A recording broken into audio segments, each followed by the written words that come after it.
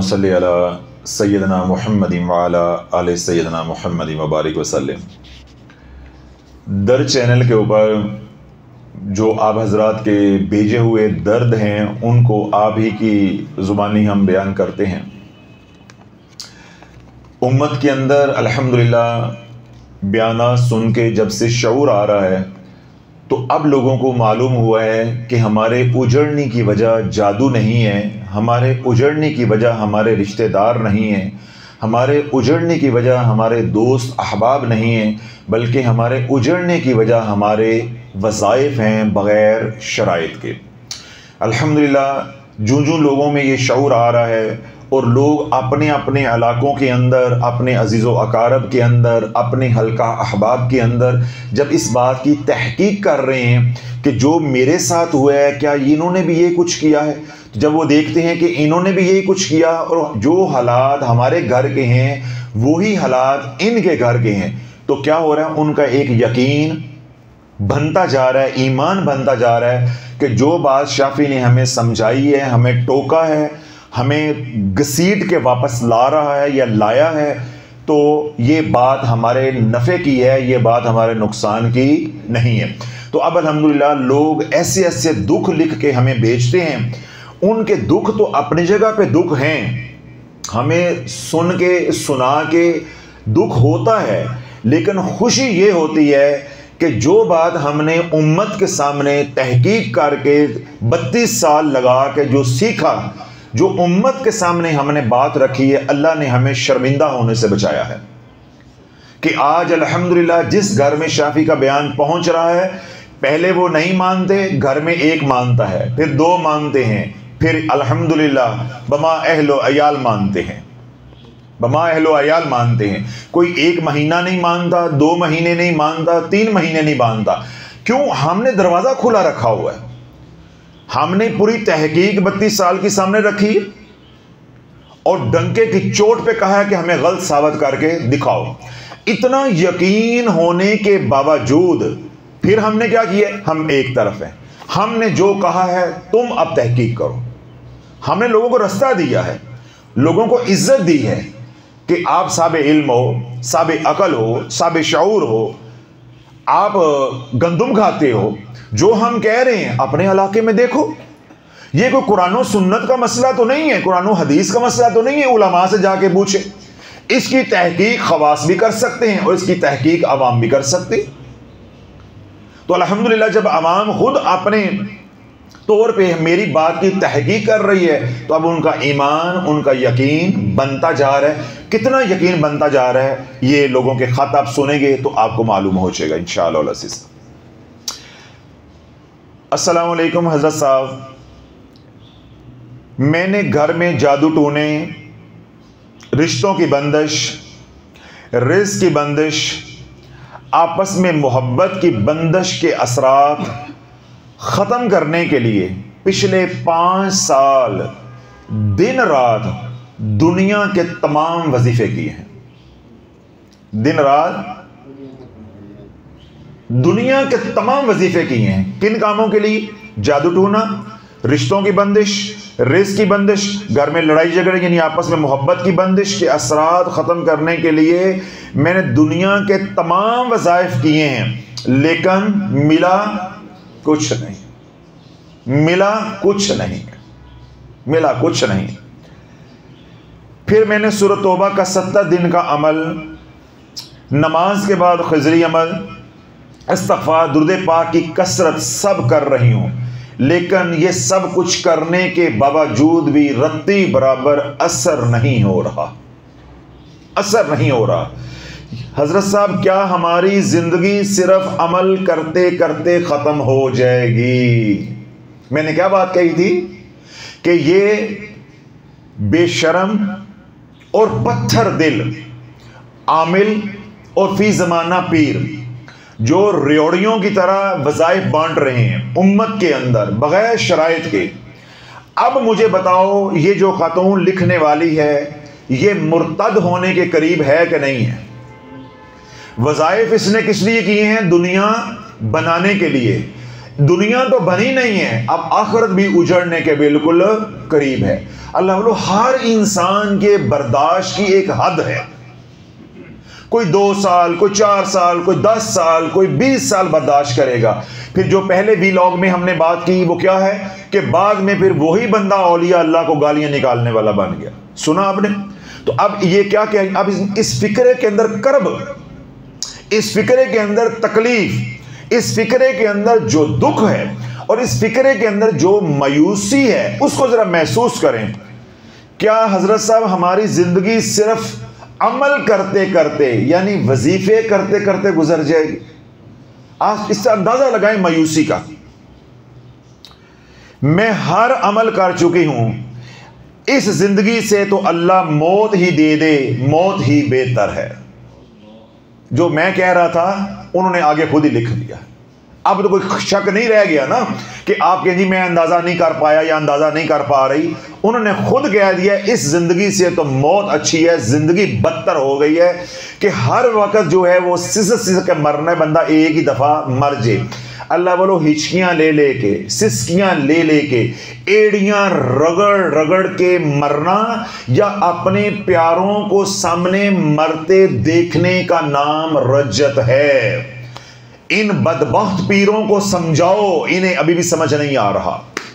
ये अभी भी मेरे खिलाफ कहते हैं कि वो ऐसे ही कहता है, वो ऐसे ही कहता है। इस मेरी बहन को इसके घर लेके जाओ, इसके आस्थाने पे लेके जाओ, वो वहां जाके मातम करे, फिर इन्हें पता चले या अल्लाह क़यामत अभी इसी वक्त बर्पा करे तो इस उन आमलीन को रब कटहरे में खड़ा करे, फिर ये औरत अल्लाह से इंसाफ मांगे, फिर इन आमलीन को समझ आएगी। क्यों? उनकी शाफी के बयानात की वजह से दुकानें बंद हो गई हैं, चैनल तबाह हो गए हैं। उनके मुरीदैन लिंक सेंड करते हैं, सुनो अकी कहंदा पे है। अब उनके पास कोई जवाब नहीं है सवाए तोहमतें लगाने के, इल्जाम लगाने के। गलत है जी, इंज नहीं होता। इसको तो पता, खुद अपने आप को पता नहीं। ये तो दुनियादार डॉक्टर है, इसको क्या पता हो कि रूहानियत क्या होती है। मैं इतने साल से पीरी मुरीदी कर रहा हूं, तू इतने साल से पीरी मुरीदी कर रहा है, मैं 32 साल से औलिया अल्लाह के जूते उठा रहा हूं। पीरी मुरीदी करना और बात है। मेरा बेटा है, आज वो चाहे तो पीर बन जाए, बना बनाया निजाम है। जूते खाना, जूते उठाना कोई और काम है। आज मेरा कारोबार है, मेरी औलाद आके बैठ जाए, उसकी कोई मेहनत होगी? पीरी मुरीदी करना यह कौन सा कमाल है? जिसको अस्तंजा करना नहीं आता वो पीर है, जिसको कलमा नहीं आता वो पीर है। ये बातें झूठ हैं। यूट्यूब भरी पड़ी है, सोशल मीडिया भरा पड़ा है। जो क्राइम रिपोर्टर हैं उनकी कमाई का जरिया ये वो व्लॉग ही इस तरह करते हैं। अब ये तो कोई इल्जाम, ये छुपी हुई बातें नहीं है। पहले तो स्ट्रीम मीडिया पे वो इकरारुल हसन दिखाता था, अब तो बंदा बंदा ये दिखा रहा है। हर गली मोहल्ले के अंदर पीर है। मैं जी, मेरे जी इतने मुरीद हैं, मेरे जी इतने मुतल्लकीन हैं, मैं इतने सालों से पीरी मुरीदी कर रहा हूं। तो पीरी मुरीदी करना कौन सा कमाल है? लोगों को पागल बनाना कौन सा कमाल है? आंखें बंद करो, ऊपर पहन दा या मां का दुपट्टा पाओ तो पीर बन गए। लोगों को कह दो मशहूर कर दो मदीने गया है, ये कौन सा मुश्किल काम है? औलिया अल्लाह की जूते खाना, औलिया अल्लाह के जूतों में रहना, औलिया अल्लाह की खिदमत करना, कमाल ये है। तूने 32 साल 22 साल 25 साल पीरी मुरीदी की है, हमने 32 साल जूते खाए हैं। उन जूतों का समर यह है कि अल्लाह ने हमें वो समझा दिया है कि तेरी क़यामत तक नस्लें भी समझ नहीं सकती। तूने उम्मत को उजाड़ दिया है, हमें अल्लाह ने उम्मत को बसाने के लिए लगा दिया है। हमें अल्लाह ने उम्मत को बसाने के लिए लगा दिया है। शिफा हमारे हाथ में नहीं, रज्जत में हम किसी को निकाल नहीं सकते, किसी को नफा नुकसान दे नहीं सकते। अल्लाह की तौफीक से हम उनको ये जरूर बता रहे हैं तुम्हारे साथ हुआ क्या है, और तरीका बता रहे हैं, इलाज बता रहे हैं। बाकी निकालने वाली ज़ात अल्लाह की, पढ़ना उन्होंने है, रास्ता हम बता रहे हैं। अब ये जिस बहन ने ये ख़त लिखा है, अब अल्लाह वालों उन्होंने 5 साल वज़ाइफ किए हैं, वो शदीद रज्जत के अंदर आ गई हैं। अब कोई भी विर्द वजीफ़ा असर नहीं करेगा। तो जो ऐसे तमाम हजरात जिनके ऊपर कोई विर्द वजीफ़ा असर नहीं कर रहा, मैं बारहा कह रहा हूँ, पहला काम तमाम वज़ाइफ बंद। जब तक ये फुल स्टॉप नहीं लगेगा इलाज नहीं होगा।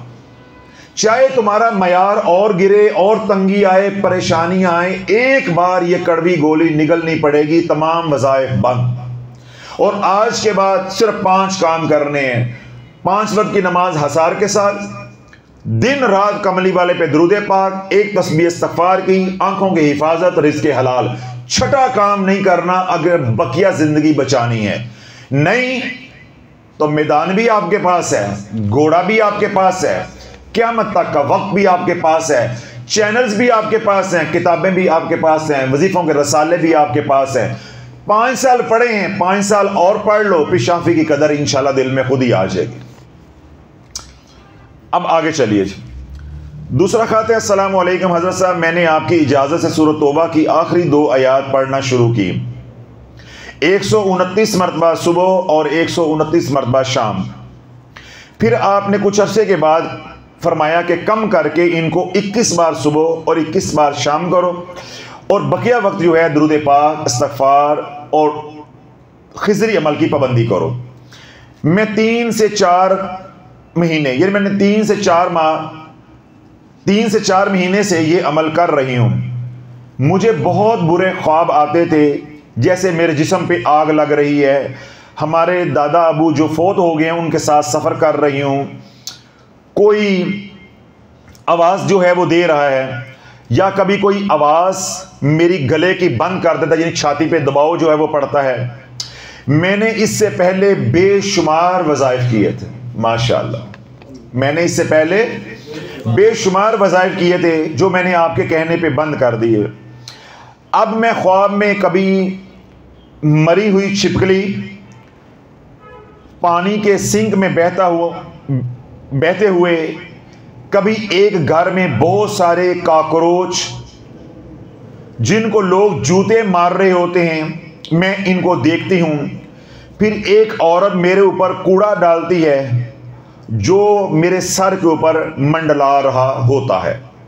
अब इन्होंने ये जो ख्वाब की निशानियां बताई हैं ख्वाब के अंदर, ये बड़ी अहम है।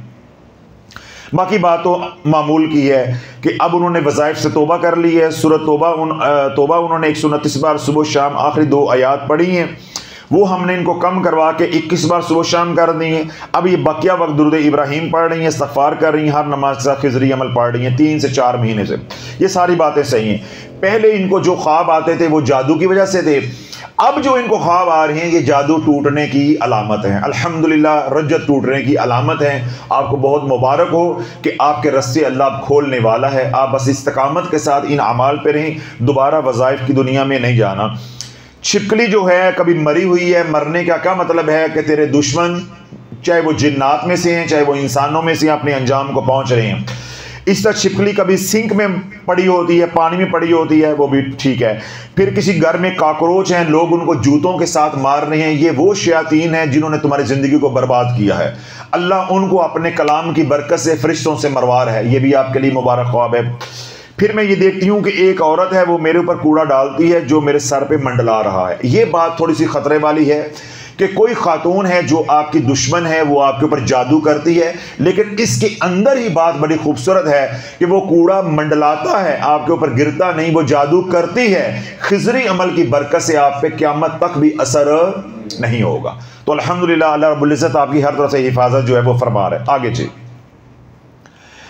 फिर मैंने एक ख्वाब पिछले जुमेरात को देखा कि मैं बहुत ऊंची छत पे खड़ी हूँ और नीचे देखती हूँ कि सैयदना इब्राहीम अलैहिस्सलाम और हजूर अलैहिस्सलाम दोनों आपस में बातें कर रहे होते हैं। फिर मुझे पीछे से किसी ने आवाज़ दी कि तुझे गुनाह मिलेगा, तूने झांका है, यानी दोनों अंबिया अलैहिस्सलाम को तुमने झांक कर देखा है। हज़रत साहब, मुझे उनका हुलिया मुबारक तो नज़र नहीं आया, ना ही मुझे मेरी उनसे कोई बात हुई है और ना ही उन्होंने मेरे पे कोई निगाह डाली है। ख्वाब के बाद मुझे वो ख्वाब नहीं भूल रहा, ख्वाब के बाद मुझे वो ख्वाब नहीं भूल रहा। बार बार जहन में आता है, मैं अपने शोहर की वजह से बहुत परेशान हूँ जो मेरे साथ बोलते नहीं हैं। मैंने पहले आपको बताया था, वो कहते हैं कि तुम मुझे पसंद नहीं, तुम्हारी वजह से बच्चे बीमार रहते हैं। इसके बाद खुद भी डिप्रेशन के मरीज़ बन गए हैं। आपने फरमाया था कि रज्जत की वजह से ये सब हुआ है, प्लीज़ मेरे लिए दुआ कीजिएगा और मुझे इस ख्वाब के बारे में बता दीजिए, अल्लाह आपको अजर अजीम अता फरमाए। देखें, ये जो आपके घर के मसाइल हैं, ये आपको पहले भी मैंने बताया कि इसकी ज़िम्मेदार तो आप ही हैं। चाहे बच्चे बीमार होते हैं और चाहे आपका खामद आपके साथ सलूक अच्छा नहीं करता, उसका ज़रिया तो आप हैं। अब आपको बर्दाश्त भी ज़्यादा आपको करना पड़ेगा, कुर्बानी भी आपको देनी पड़ेगी, मार भी आपको खानी पड़ेगी, सब्र भी आपको करना है, बल्कि और ज़्यादा आपको उनकी हमदर्दी करनी पड़ेगी कि वो लोग भी तेरी वजह से यानी आपकी वजह से उजड़े हैं। एक तो ये बात होगी। अगली बात है, जो आपने ख्वाब देखा है, उस ख्वाब के अंदर किसी औरत ने आपको कहा है कि आपने दोनों अंबिया अलैहिस्सलाम को क्यों झांका है। झांकना गुनाह है, ना महरम है। क्या है? ना महरम है। तो आपके ज़हन में ये बात बैठ गई है, अल्लाह वाली ख्वाब ख्वाब होता है, अख्तियार नहीं होता। ये बेअख्तियारी अमल है। ये क्या अमल है? बेअख्तियारी। शरीयत लागू उस वक्त होती है जब अख्तियार हो। तो ना ख्वाब हम अपनी मर्जी का देख सकते हैं, ना अपनी मर्जी का उसमें कोई सीन ला सकते हैं, और ना अपनी मर्जी की कोई ताबीर उसकी कर सकते हैं। आपने ख्वाब देखा, दिखाने वाले ने दिखाया, देखने वाले ने देखा, अल्लाह हिफाजत फरमाएगा। अंबिया अलैहिस्सलाम को देखना, अंबिया अलैहिस्सलाम से कलाम करना, उनकी ज़ियारत करना ख्वाब के अंदर किसी भी तरह गुनाह नहीं है। किसी भी तरह गुनाह नहीं है, चाहे जो भी हालत हो उसके अंदर कोई गुनाह नहीं है। अंबिया अलैहिस्सलाम, हुज़ूर अलैहिस्सलाम ने इरशाद फरमाया कि जिसने ख्वाब में मुझे देखा उसने मुझे ही देखा, उसने मुझे ही देखा। तो सात जद अमजद है सैयदना इब्राहीम अलैहिस्सलाम, तो बेशक आपने उनका हुलिया जो है मुकम्मल तौर पे नहीं देखा, लेकिन आपको उनकी मौजूदगी का जो एहसास होना है वो भी बरकत से, सवाब से खाली नहीं है। अल्लाह बार बार हम सबको भी हुज़ूर अलैहिस्सलाम का दीदार जो है वो अता फरमाए, नसीब फरमाए। इन बातों से परेशान नहीं होते, अपने जो आमाल कर रहे हैं उन आमाल को करते रहें। शरीयत ज़ाहरी आमाल के ऊपर लागू होती है, ख्वाब के ऊपर शरीयत लागू नहीं होती। आप सारी रात जहन्नम देखते रहें, आप जहन्नमी नहीं हो जाएंगे। सारी रात आप जन्नत देखते रहें, आप जन्नती नहीं हो जाएंगे। फैसला आमाल के ऊपर होना है कि आपके आमाल जन्नतियों वाले हैं या जहन्नमियों वाले हैं। आपके आमाल जन्नतियों वाले हैं, ख्वाब में जहन्नम नजर आती है तो कोई परेशानी की बात नहीं है। अपने आमाल के ऊपर निगाह रखनी है बस। जी अगला है ख़त नंबर 3। अस्सलामु अलैकुम। अस्सलामु अलैकुम वरहमतुल्लाहि वबरकातुहू। ख़त नंबर 3 को निकाल देते हैं। ख़त नंबर 4 को आगे हम जो है वो ले लेते हैं। जी आगे अगला ख़त है। अस्सलामु अलैकुम हज़रत साहब, मुझे कुछ पूछना है। मेरी शादी को 11 साल हो गए हैं। शादी के दूसरे साल ही मुझे मसला हो गया। ख्वाब आने लगे कि कोई चीज़ मुझे सोने के बाद अपनी किसी दुनिया में ले जाती है। ये बड़ा मुनफरद ख्वाब है, मुनफरद ख़त भी है, इससे काफ़ी लोगों की इस्लाह हो जाएगी, तवज्जो रखिएगा। अस्सलाम वालेकुम हज़रत साहब, मुझे कुछ पूछना है। मेरी शादी को 11 साल हो गए हैं। शादी के दूसरे साल ही मुझे मसला हो गया। ख्वाब आने लगे कि कोई चीज़ मुझे सोने के बाद अपनी किसी दुनिया में साथ ले जाती है। मुझे ऐसा लगता है जैसे ये कोई शैतानी चीज़ हो। आहिस्ता आहिस्ता ये मसला बढ़ता गया। इलाज भी बहुत करवाया लेकिन कोई नफ़ा नहीं हुआ। फिर बीमारियां बनती चली गईं, फिर घर में लड़ाई झगड़े शुरू हो गए। आखिर नौबत यहां तक पहुंची कि ससुराल वालों ने मुझे घर से निकाल दिया। 2 बच्चे भी हैं, वो भी बीमार रहते हैं। 4 साल पहले मैंने अपना छोटा सा घर लिया था। 1 साल इस घर में बहुत सुकून रहा, फिर पता नहीं क्या हुआ कि सब कुछ वो दोबारा होना शुरू हो गया और सब कुछ मेरा बिखर गया। मेरे जिस्म में कोई शैतानी चीज़ हाजिर होने लगी। मुझे जैसे दौरे पड़ने लगे। बहुत इलाज करवाया, वो दौरे पड़ना तो बंद हो गए, लेकिन अभी तक हर वक्त वो चीज़ मेरे मुंह में फड़फड़ाती है। मेरे शोहर भी बदजुबान हो गए हैं। मेरे घर में हर वक्त लड़ाई झगड़ा रहता है। जिसके पास भी इलाज के लिए जाऊं वो कहता है कि काला इल्म किया गया है। मैंने आपकी वीडियो देखी, हर नमाज के बाद खिजरी अमल कर रही हूँ, अल्लाह अकबर कबीरा का अमल भी करती हूँ। प्लीज़ मुझे कोई हल बताएं कि ये चीज़ मुझे तंग करना छोड़ दे, मेरे जिस्म से निकल जाए और मेरे हालात अच्छे हो जाएं। 2 साल से हमारे पास कोई कमाने का ज़रिया भी नहीं है, सब कुछ बिखर गया है। देखें, इनकी शादी हुई, जो इस ख़त के अंदर असल कहानी है, हमारे माशरे की भयानक तस्वीर है। उसकी कई वजूहात होती हैं। बस औक़ात अल्लाह वालों ये होता है कि हम रिश्ता मांगते हैं, हमें रिश्ता नहीं मिलता, तो हम अंदर जो है वो बुग़्ज़ रख लेते हैं। हम कहते हैं चलो शादी तो कर ली है, अब ये बसा के दिखाएं। फिर हमारे रिश्तेदार शरीका जादू करता है। एक तो ये वजह होती है। दूसरी वजह जो होती है वो ये होती है कि जब शादी हो गई फिर अपना दिखावा किया, जहेज़ दिखाया, अपने आप को बन संवर के दिखाया, लोगों के घरों में दावतों में गए, कंगन पहन पहन के दिखाए, सोना 6 तोले पहना था, लोगों को 60 तोले सुनाया, यानी अपनी वाह बनाई। तो इन हालात के अंदर नजर लग जाती है। क्या हो जाती है? नजर लग जाती है। तो अल्लाह वालों, जादू उतना नुकसान नहीं देता जितना नजर बंदे को तेजी के साथ खा जाती है। 2 बातें हो गई। तीसरी बात, वो लोग जो शादीशुदा उजड़ते हैं, शादी के फौरन बाद मसाइल शुरू हो जाते हैं, उसकी तीसरी वजह और सबसे बड़ी और अहम वजह वो ये होती है कि मियाँ बीवी हैं, खुशी के अयाम हैं, जिस तरह मैंने कहा दिखावा हो रहा है, कभी कहीं जा रहे हैं, कभी कहीं आ रहे हैं, लोगों के सामने जो है वो लंबी लंबी कराई जा रही हैं, अपनी दौलत, अपनी शोहरत, अपना हुस्न दिखाया जा रहा है। ये तो हो गया बाहर। घर के अंदर क्या है कि मियाँ बीवी हैं, अपना ताल्लुक निभा रहे हैं, खलवत कर रहे हैं, कोई पाकी नापाकी का ख्याल नहीं है और अपना सतर नहीं डांप रहे, पर्दा नहीं कर रहे। तो ऐसी खवातीन के ऊपर शयातीन जिन्नात चिमट जाते हैं और बसा औकात वो आशिक हो जाते हैं।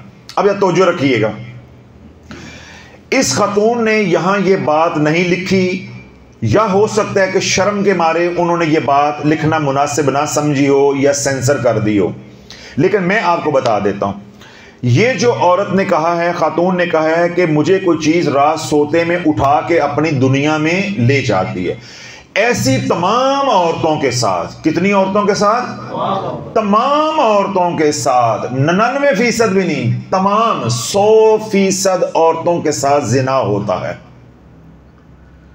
ऐसी तमाम औरतों के साथ शयातीन सोबत करते हैं, जिना करते हैं।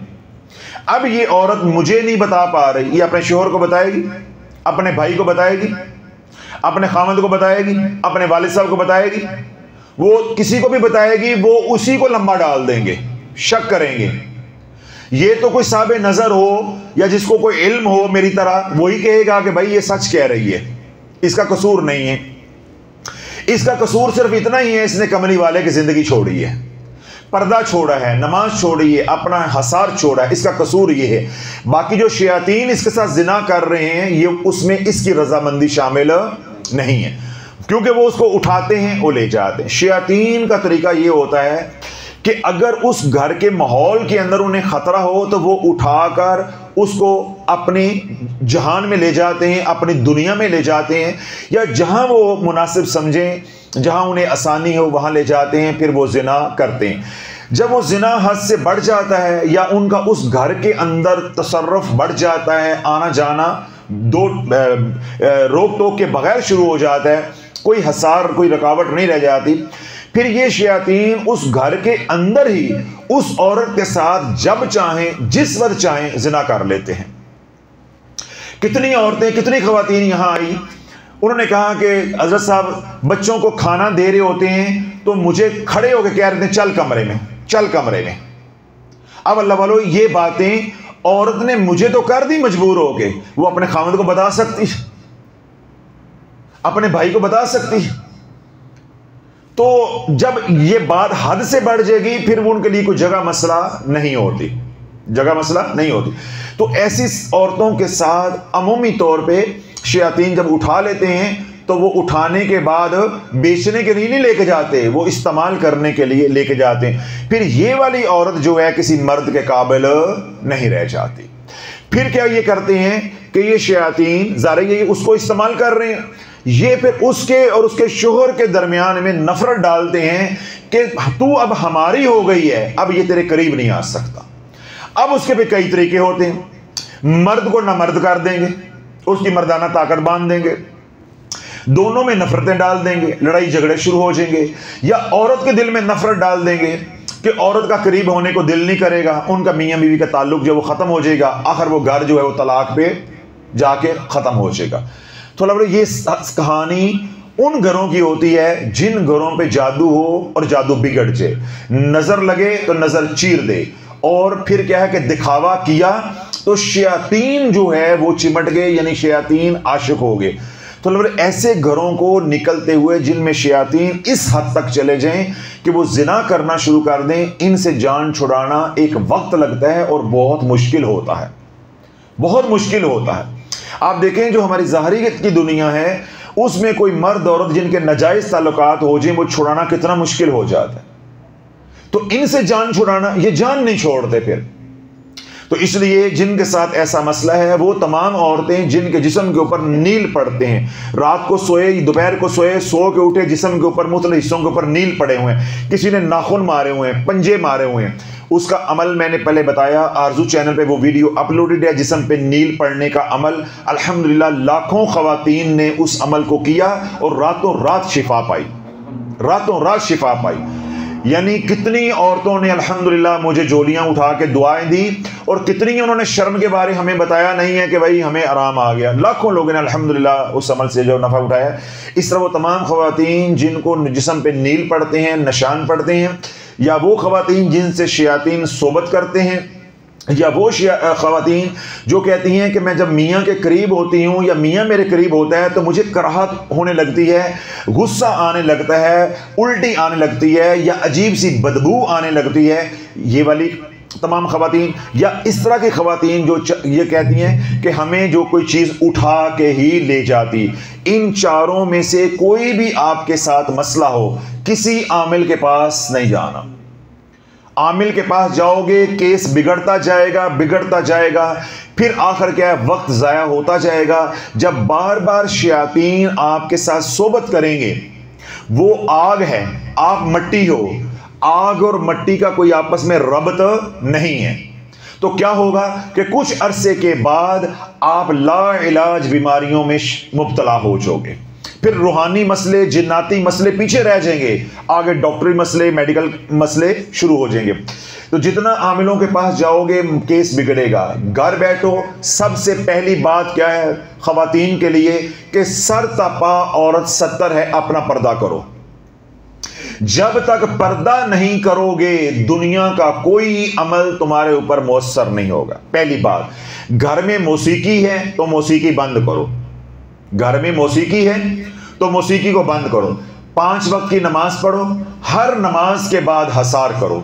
खिजरी अमल का हसार करना है। जो पहली बार मेरा बयान सुन रहे हैं या यहाँ पे पहली बार जो लोग सुन रहे हैं, तो वो क्या है खिजरी अमल। खिजरी अमल जो है वो आरजू चैनल पे अपलोडेड है, वो वहाँ से आप सुन लें। 4-5 मिनट का अमल है। हर नमाज के बाद अपना हसार करना है। ऐसे आप खिजरी अमल पढ़ के हाथों पे दम करेंगे, वो हाथ अपने चेहरे, सर से लेके जहाँ जहाँ तक आपके हाथ जा रहे हैं अपने बदन के ऊपर फेरने हैं। जूं जूं अपने हाथ फेरते जाओगे तमाम शयातीन के असरात से तुम्हारा बदन पाक होता जाएगा और बदनी हसार होता जाएगा। पहला काम। फिर वही पढ़ाई की हुई तसव्वुर में आपने घर बार का हसार करना है, ताकि ना कोई बदन में आ सके और ना ही कोई तुम्हारे घर के अंदर आ सके। जूं जूं हर नमाज के बाद हसार करते रहोगे, महीने 2 महीने के अंदर जब खिजरी अमल की तासीर तुम्हारी रूह के अंदर आ जाएगी, हसार इतना मजबूत हो जाएगा, फिर इंशाल्लाह जो कुछ अंदर है वो भी जल जाएगा और बाहर से कोई अंदर आ नहीं सकेगा।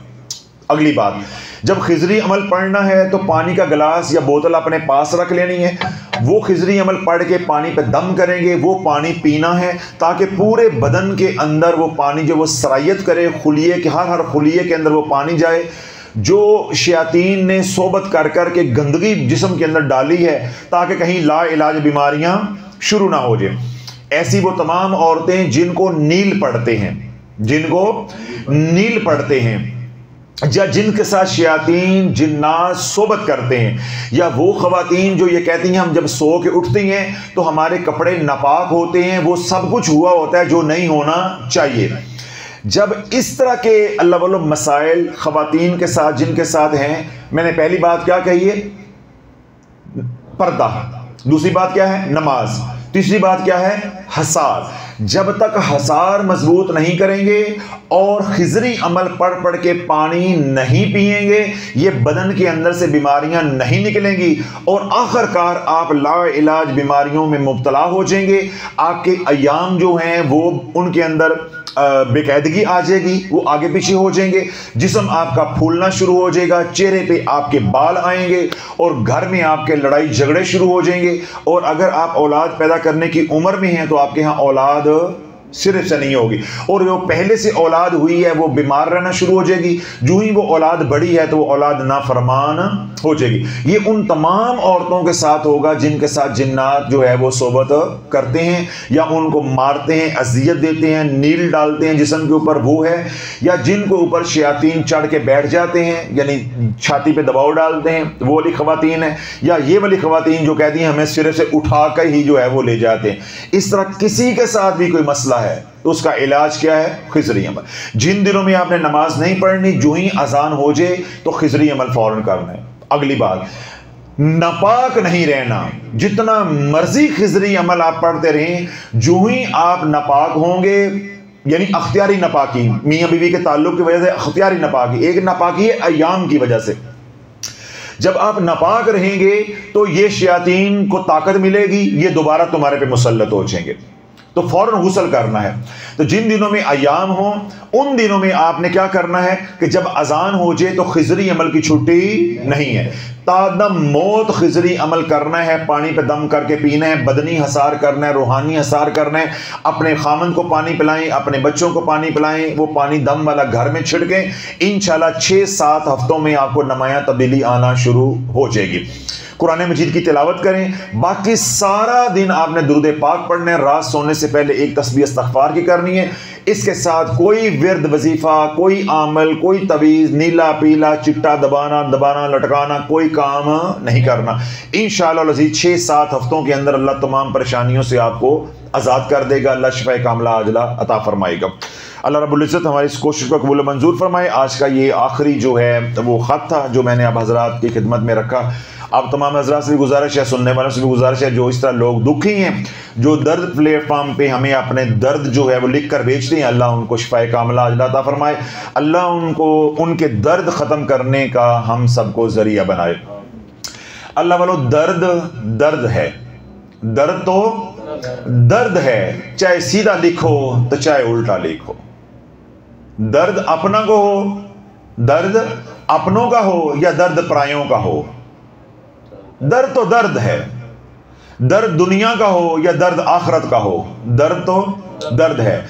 लेकिन अल्लाह अपने हमारे दर्द पीछे करके हमारे अंदर दर्द मुस्तफ़ा अलैहिस्सलाम की रमक को पैदा कर दे। अल्लाह वालों, जब हमारे अंदर दर्द मुस्तफ़ा अलैहिस्सलाम की खैरात आ जाएगी, फिर हमारे दर्द सारे जो है वो ख़त्म हो जाएंगे।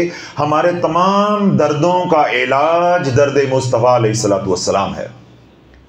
जब तक हम दूसरों के लिए दर्दमंद नहीं बनेंगे, अल्लाह वालों, हमारे दर्द ख़त्म नहीं होंगे। इसलिए तमाम हज़रात से गुजारिश है कि जिनको अल्लाह ने सुख दिए हैं वो दूसरों के लिए सुख का ज़रिया बने, उनके लिए दर्द सर ना बने। और जो हज़रात दर्दों के मारे हुए हैं वो अपने दर्द जो है हमारा जो ऑफिशियल नंबर है व्हाट्सएप, उस पे हमें लिख कर भेजें, वॉइस मैसेज कर दें या हमें जो है वो लिख कर भेजें तो हमें आसानी होगी। हम जल्दी इंशाल्लाह अपने वीलॉग का हिस्सा भी बनाएंगे और जो उसका इलाज है वो भी बताएंगे। और आपकी बरकत से जो दूसरे लोग सुनने वाले हैं, जब उनका मसला आपके मसले के साथ मिलता जुलता होगा तो इंशाल्लाह उनका भी भला होगा। जैसे मसला एक हमारी बहन का था, तो वो तमाम औरतें जिनके साथ ये शयातीन ये हरकतें कर रहे हैं, इंशाल्लाह लाखों लोगों को एक औरत की वजह से नफ़ा हो जाएगा। तो अल्लाह मुझे आप सबको दूसरों के दर्द बांटने की तौफीक अता फरमाए। जो मेहनत की, जो खिदमत कर रहे हैं, अल्लाह हमारी खिदमत को भी कबूल मंजूर फरमाए।